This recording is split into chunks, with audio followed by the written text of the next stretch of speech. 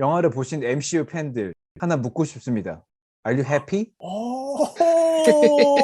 부녀님 손에 쥐어진 학교 목걸이. 이야, 아가모토의 목걸이네.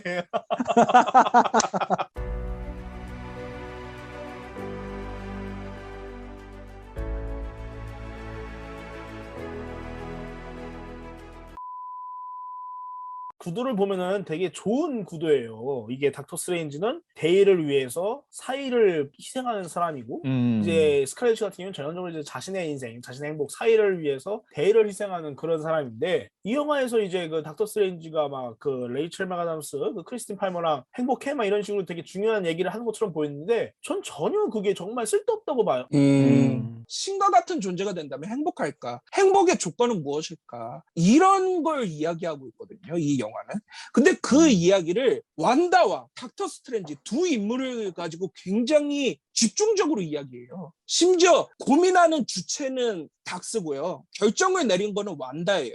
그리고 고민하는 주체인 닥스는 그 완다를 보면서, 완다의 사건을 보면서 굉장히 고민을 해요. 그게 또 마지막에는 어느 정도는 관객들한테 화두를 던지면서 끝나거든요. 그런 점에 있어서도 꽤 뛰어난 작품이다. 이전의 MCU 영화보다 조금 더 도전적이었다. 아르니아님 의견에 굉장히 공감을 하는 게, 왜 스칼렛 위치 대혼돈의 멀티버스냐면 주인공의 서사를 포기하고 완다의 서사에 더 힘을 실어줬기 때문이에요. Are you happy라고 묻는 그게 굉장히 좋은 화두고, 그렇죠. 분명히 이거는 더 좋은 이야기로 이끌어갈 수 있는 소재인데 운만 띄우고 아무것도 해결해 주지는 않았어요. 멀티버스 오가면서 뭐 팔머와의 뭐 관계라든지 현실로 돌아와서 다시 팔머와 뭔가를 해보려고 한다든지 이런 것들을 더 살리면서 완다의 이야기를 얹어야 되는데, 완다의 사연과 완다가 일으키는 사건 자체가 중심이란 말이에요. 핸덱스님이 노웨이 홈 때 굉장히 좋은 얘기를 해주셨어요. 되게 냉혈한 같았지만 피터한테 마음을 여는 인간미를 봤다고 했잖아요.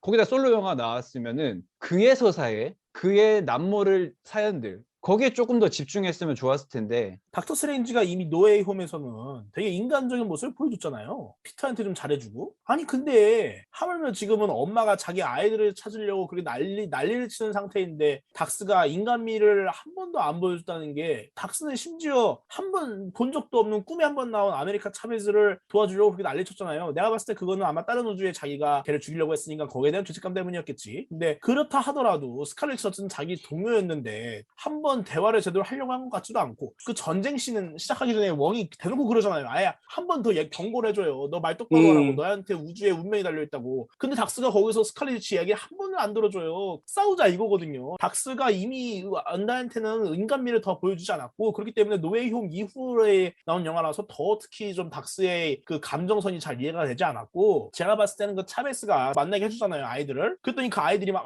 괴물이야 막 이러면서 싫어하잖아요. 내가 봤을 때 닥스가 그걸 했어야 했어. 닥스가 처음에 카마르타즈 앞에서 완다한테 만나게 해줬었어야 했어요. 해줄 법한 사람이야, 내가 봤을 때 지금의 닥터 스트레인지는. 근데 그걸 안 해줬다는 게, 저희가 이 1편에서 좋았던 거는, 1편에 그 도로하면 거래를 하러 왔다 이걸 좋아했던 건 충분히 초월적인 마법을 사용하면서 충분히 인간적인 모습을 보여주기 때문이거든요. 그러면서도 동시에 또 영웅적인 희생이 있고, 그런 게 하나도 없으니까 굉장히 문제고, 또 아까 핸드엑스님 말씀하신 그 완다비전에서 그 스칼렛 위치의 서사가 다 거기에 있기 때문에 관객들이 이해할 수 있을까라고 걱정하셨는데, 물론 그 이해도 충분히 타당하지만 그거를 보고 나도 문제예요. 완다비전을 쭉 보고 난 팬들이 이거 보잖아요? 그러면 아마 이 영화는 정말 싫은 영화가 될 수밖에 없는 게, 완다비전에서는 스칼렛 위치로 완다가 각성하는 그 과정을 영리하게? 유연하게, 영리하게 빠져나가는 게, 나쁜 짓은 했어. 사람들 세뇌하고 누구도 죽이지 않았고요. 근데 여기서 스칼렛 위치는 지금 자기 자신, 평행우주에 자기 자신이 수많은 살인을 저지르게 만들었을 뿐만 아니라 지금 죽인 사람들이 얼마나 많아요. 이 완다비전에서 스칼렛 위치를 각성할 때만 하더라도 그때는 내가 악당이다, 내가 악마가 될 거다, 이런 식으로 각성하지 않았고, 나는 가족의 슬픔을 알고 있지만 이걸 받아들이는 것만이 가족을 만나는 길이다라고 생각을 하면서 각성하는, 안티 히어로스러우면서도 또 히어로적이고 굉장히 위험할 수 있는 편일 수 있지만 진짜 어엿한 엄마 같은 슬픔을 극복하는 엄마의 모습을 보일 수 있어서 참 좋았는데, 이번 영화에서는 갑자기 악당이 돼버렸잖아요, 완전히 시작부터. 전 그건 굉장히 문제라고 보고, 완다비전이 의미가 없어졌지. 그래서 이 영화에서 완다의 감정선도 제대로 다루지 않았을 뿐더러 이 완다를 다루는 닥스의 감정선도 전작들과 너무 다르기 때문에 닥스의 감정선도, 그리고 거기서 크리스틴 팔머와 행복을 논의하는 것도 다 부질없게 느껴진 거죠. 야, 비잔티의 책으로 나왔으니까 쓰긴 쓰되, 그걸로 완다비전 안 잡았으면은 된 거 아니냐. 그 다음에 이제 또 딴 거를 써서 잡았으면 되는 거 아니냐. 근데 그 대단한 비샨티의 책을 썼는데 그걸 쓰고도 못 잡았다. 그럼 그때는 어떻게 잡을 거야? 그러니까 공감 그게 가네요. 더 큰 숙제가 되기 때문에 그럼 이제 비샨티 책이 그때 그게 진짜 소모가 되고 비샨티의 책을 안 쓴 게 오히려 더 영리하고 더 천재다. 이게 딱 진짜 안티클라이막스적인 그런 장치여서 아주 저도 되게 재밌게 봤어요. 안나한테 물어보고 싶었어. 야 그냥 네가 차라리 그냥 아이를 또 만들면 안 돼? 그냥 결혼을 그러니까 하든 아니 왜 굳이 남의 현실로 가서 왜 남의 아이를 빼앗으려고 그러냐 이 말이야. 마법을 가짜 쓰면 안 아이는 되든. 싫은가 보지. 아니 가짜 저 아이는 남의 아이는 그치. 가짜 아이가 아닌가? 그러니까 굳이 미쳤다고 했을 때 미쳐서 멀티버스까지 쓰게 만드는 거를 납득을 시켰어야 했는데 굳이 미쳤다고 멀티버스까지 쓸 이유가 없다 이거죠 제 말은. 그리고 특히 또 완다가 멀티버스를 그렇게 관심 있어 하는 소재도 아니었잖아요. 멀티버스 소재를 관심 있었던 건 닥터 스트레인지밖에 없으니까 실존하게 만들려고 더 다른 위험한 주문을 쓴다던가 하는 식으로 하다가 멀티버스가 깨져서 대원들이 일어났다 뭐 이런 식이면 모를까. 완다가 처음부터 멀티버스를 참 넘나들려고 그 왜 그러냐 이거지. 그럼 차라리 정말 이 상황에서 완다의 그 개연성을 좀 주려면은 애초에 처음부터 확실히 크턴이 완다를 조종하고 있었다. 다크홀드를 읽은 순간부터 이렇게 설명을 해주던가. 그리고 또 그 크턴에 눈다고 사했던 그 괴물들, 그 내 노답 형제들, 그 도대체 뭐 하는 거야? 걔네들 왜 있는 거야? 도대체 왕한테 제대로 마법도 못 쓰고 뭐 하냐고요? 완다는 사실 캐리잖아요. 아, 캐리 그렇지, 캐리죠. 느낌이- 그 캐리. 캐리는 서양권에서는 이제 스티븐 킹의 굉장히 인기 있는 캐릭터 중에 하나로 이제 캐리도 그거거든요. 초능력 여자를 공포의 존재로 만든 거거든요. 그렇죠. 근데 완다를 캐리로 만들 거라고 생각도 못했어. 마지막에 그 캐리의 상대가 좀비인 거야. 그러니까 그러니까. 대박인 거야. 그냥 미국의 공포의 캐릭터로 굉장히 인기 있는 두 존재를 붙였으니까 사실 고질라 대 킹콩이죠. 대박이다 이 생각을 했어요. 진짜 그때 진짜 보면서 와 너무 그래 형 이거야. 난 이런 걸 원했다고 생각이 딱 절로 나오더라고. 일부러 닥스를 그 좀비처럼 써가지고 말도 하게 하고 막 그러잖아요. 너무 이불대드스럽고 너무 좋았어. 진짜. 다크홀드를 읽고 나서 이게 흑마법사가 됐잖아요. 네크로맨서라 그러죠. 아, 시체를 그렇죠. 조종해서 하는 오. 정말 흑마법사의 가장 잘 어울리네. 어울리는 행위였다. 그러네. 특정 장르 연출에 있어서는 정말 대단하다라는 평가를 해주고 싶어요. 그 거울 같은 장면에서 손을 뻗었는데 액체로 바뀌잖아요. 예. 와, 난 그 장면에서 정말 극장이 아니었으면은 와 하고 소리내서 감탄했을 것 같아요. 일루미나티를 과감히 죽여버리니까 더 미국 만화스럽고 더 좋더라고. 난 되게 좋았고 저도 그 좋았어요. 디즈니가 이 정도까지 했다는 건 대단하다. 맞아요. 저도 좋게 봤어요. 되게 잔인하다고 생각했고 그리고 뭐 잔인한 게 꼭 진짜 고음을 아니어도 잔인하게 할 수 있으니까. 이게 아니 미스터 판타스틱은 그 팬메이드로 그냥 상상해서 만든 이미지들 있잖아요. 예. 똑같아. 똑같아요, 그냥 그 진짜. 자체예요, 진짜. 그대로 진짜 대단하더라고. 똑같아. 얘 팬들이랑 소통하는 걸 좀 보여준 것 같아서 너무 좋았어. 그리고 또 그리고- 캡틴 팩이 그대로 나오고 와 캡틴 팩이 어. 너무 멋있더라. 진짜. 일루미나티가 좀 허무하게 소모된 것 같아서 나는 음. 그게 좀 너무 안타까웠어요. 저는 그것도 영리하고 좋았다고. 멀티버스의 캐릭터니까 너무 비중을 두는 거는 좀 아니지 않나 이 생각했고 이제 완다의 그런 어떤 포스를 보여주기 위한 역할로 쓴 거잖아요. 그래서 좋았다. 이 완다는 잘 생각해보면은 다크홀드의 힘을 가진 스칼렛 위치가 드림 워킹을 해가지고 다른 완다 힘까지 쓰는 거 아니에요? 그러니까 최소한 지금 완다 2명을 상대하는 거란 말이죠. 이 일루미나티는. 게다가 또 클톤의 힘까지 쓴다, 다크홀드까지 힘까지 쓴다 치면은 제가 봤을 때 그건 충분히 쉽게 죽일 수 있지 않았나. 아무리 그래도 이 838의 일루미나티가 너무 애들이 오합지졸이라는 거죠. 그래도 일루미나티인데 그들이 가지고 있는 모든 능력을 정말 최대한을 발휘해서 최선을 다해도 안 된다라는 거를 보여주면 상관이 없는데 제일 허무했던 건 그거야. 캡틴 마블. 깔려 죽어요. 이건 말이 안 되지. 그건 말이 안 되지 진짜. 그건 너무했다고 봐요. 과정이 재미가 없고 보는 맛이 없다 이거예요. 내가 센티넬 예를 들었던 게 대어표를 한번 리마인드 해보세요. 그 엑스맨들이 센티넬한테 무참하게 썰려나가는 그 장면들이 얼마나 공포스러웠어요. 저는 정말 충격적이었거든요. 비주얼적으로 굉장히 압도적이었어요. 왜냐면 완다가 에너지빔만 썼잖아요. 솔직히 크게 그러니까 내가 그 얘기를 하고 싶은 거예요. 완다가 처음에 이제 능력을 쓸 때 그 손 안에 에너지볼 같은 거 가지고 뿅뿅뿅 쏘잖아요. 근데 그게 끝까지 가더라고요.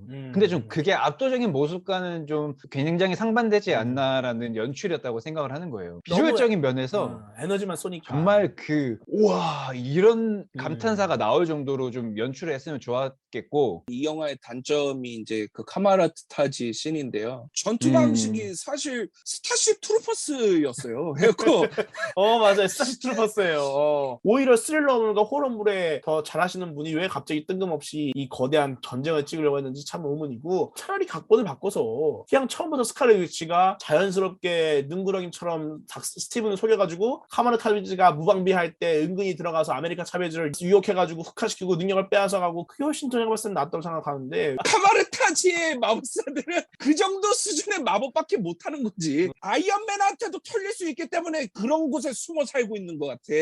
그냥 그런 마법적인 어떤 연출을 다 닥스한테 몰아주려고 앞에 있는 애들이 이렇게 소비를 좀 했나 봐. 이제 닥터 스트레인지로 시간이 지나면서 경험이 쌓이고 나날이 더 강력해져야 되는 존재인데 되려 인피니티 워에서 정점을 찍고 내가 봤을 때는 지금 약간 내리막인 것 같은 거예요. 노웨이홈에서도 그 얘기를 잠깐 했었는데 이번에는 더 약해진 것 같으니까 정말 우주 최강의 마법사가 닥터 스트레인지가 맞고 라는 생각이 들고 웡이 그래도 소서러 수프림의 자리에 있었던 사람인데 조연 정도로만 머물러 있다 보니까 소서러 수프림의 권위가 너무 떨어진 거예요. 지구 최고의 마법사들이 한 자리에 다 모였는데 이렇게 간단할 수가 있나? 심지어 우린 그 타노스랑 닥터 스트레인지랑 싸울 때 얼마나 많은 멋있는 마법들을 봤어요. 잠깐이지만. 근데 그분보다도 못하면 이거 어떻게 마법사들의 멀티버스를 건 대전투 이걸 어떻게 사람들이 받아들이겠어요. 그래서 그 점은 진짜 아쉬웠고. 원작은 순간이동하는데 뭐 슬링링 이런 거 필요 없잖아요. 네, 그렇죠. 근데 여기는 막 순간이동하려면 슬링링도 있어야 돼. 그러니까 되게 짜치는 수준이잖아. 마법이라는 게.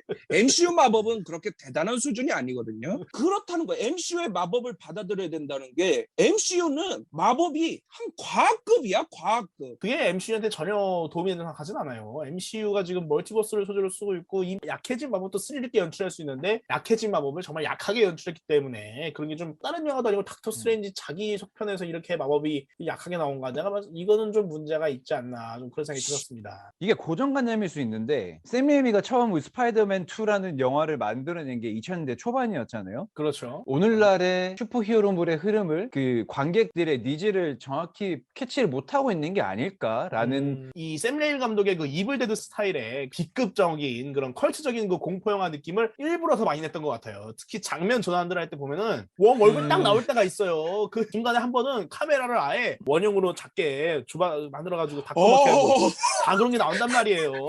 우와! 아니, 똑같은 걸 뽑았어. 와, 그거는 뭐. 근데 왜냐면 내가 얘기했던 게 딱 그 포인트들이에요. 아주 그냥 클래식한 클래식한 건가? 건데 제가 봤을 땐 이번 영화의 그 닥터 스트레인지에서 자기가 갖고 있는 팬심 자기가 닥터 스트레인지 코믹스를 읽었을 때 어떤 느낌을 받았으며 이런 식의 연출을 해야겠다 생각했던 거를 전 볼 수 있어서 되게 좋았고 저는 샘 레이미의 안타까운 연출과 호흡이 좀 거기에다 MCU의 단점들만 수용이 된 것 같아서 저는 그런 부분들이 굉장히 마음이 아팠어요. 그러니까 아까 운현님은 이제 요즘 히어로 영화의 니즈를 몰랐다라고 보지만 제가 봤을 때 샘 레이미 감독이 자기 스타일, 자기 철학 그대로 쫙 밀고 나간 거. 요즘 히어로 영화의 니즈 상관없이. 히어로 영화가 지금 딱 이 마블식 이 교과서들을 따라가면은 결국은 시장되기 마련이에요. 감독 개인의 그 크리에이티브 들어와가지고 더 다양한 장르의 더 실험적인 그런 영화들이 많이 나와야 한다고 생각하기 때문에 마음에 들었고 다만 이거 샘 레이미 감독 스타일을 싫어하면 호불호를 타겠다 생각은 했었어요. 저는 샘 레이미는 정말 잘하는 감독이구나 생각을 했어요. 전작들을 보면 사실 샘 레이미는 자기 색채가 매우 강한 감독입니다. 그거는 다들 아실 거고요. 닥스2도 샘 레이미 색채가 강한데